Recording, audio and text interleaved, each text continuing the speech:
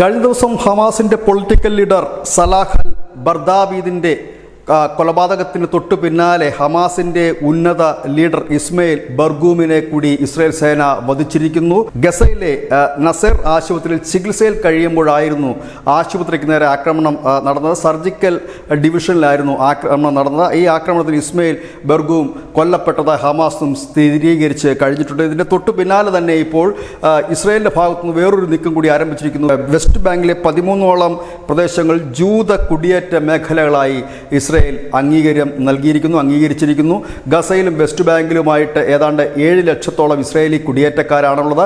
ഇവർക്ക് വേണ്ടിയുള്ള സ്കൂളുകളും ആശുപത്രികളും ആയിരക്കണക്കിന് വീടുകളുമുള്ള ആധുനിക സെറ്റിൽമെൻറ്റുകൾ ഒരുങ്ങിക്കഴിഞ്ഞിരിക്കുന്നു. അവിടേക്ക് അവരെ ഇരുത്തിക്കൊണ്ടുള്ള ഒപ്പം കുടിയേറ്റത്തിന് അംഗീകാരം നൽകിക്കൊണ്ട് ഇസ്രായേലിൻ്റെ പുതിയ ഉത്തരവും കൂടി നിലവിൽ വന്നിരിക്കുന്നു.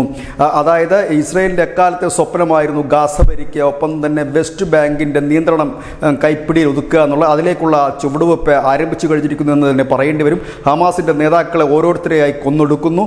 ഒപ്പം തന്നെ ഇപ്പോൾ വെസ്റ്റ് ബാങ്കിലേക്ക് അവർ ഔദ്യോഗികമായി തന്നെ അവരുടെ ജൂത കുടിയേറ്റ പ്രദേശങ്ങൾ ഔദ്യോഗികമായി തന്നെ സ്ഥിരീകരിച്ചിരിക്കുന്നു. അവയ്ക്ക് നിയമപ്രാബല്യം നൽകിയിരിക്കുന്നു. ഈ 7 ലക്ഷം പേരടങ്ങുന്ന പ്രദേശം എന്ന് പറയുന്നത് അവിടെ പലസ്തീനികളുമുണ്ട്. ടോട്ടൽ 27 ലക്ഷമാണ് അവിടുത്തെ ജനസംഖ്യ. ഏതായാലും അവിടെ ഇപ്പോൾ അവരുടേതായ മേഖലകൾ രൂപപ്പെട്ട് വന്നിരിക്കുന്നു. ഇവിടെ നേരത്തെ തന്നെ കുടിയേറിയിരുന്നവരാണ്. ഇതൊരു സ്വതന്ത്ര പ്രദേശം പോലെയാണ് മുൻപോട്ട് പോയിരുന്നത്. ഏതായാലും ഇതിനെതിരെ ഇപ്പോൾ പലസ്തീനും ഹമാസുമൊക്കെ രംഗത്ത് എത്തിക്കഴിഞ്ഞിരിക്കുന്നു. News desk news India Malayalam.